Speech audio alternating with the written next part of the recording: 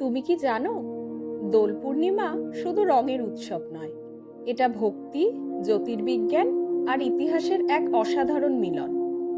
ফাল্গুন মাসের পূর্ণিমা তিথিতে পালিত হয় দোলযাত্রা।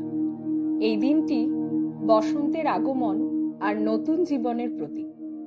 পুরাণ মতে শ্রীকৃষ্ণ বৃন্দাবনে রাধা ও গোপীদের সঙ্গে আবির খেলেছিলেন, আর সেখান থেকেই শুরু রঙের এই উৎসব। এই পূর্ণিমাকে শুভ মানা হয়, কারণ চাঁদের পূর্ণতা মানে শক্তি ও সমৃদ্ধির প্রতীক। অনেকেই এই দিনে পূজা ও নাম সংকীর্তন করেন।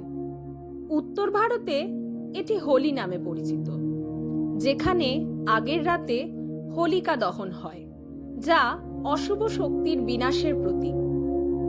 তাই দোল পূর্ণিমা শুধু রং নয়, এই উৎসবের আসল বার্তা কি জানো?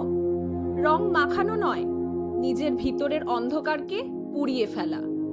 এই দোলে তুমি শুধু রং খেলবে, নাকি নিজের জীবনেও নতুন রং আনবে?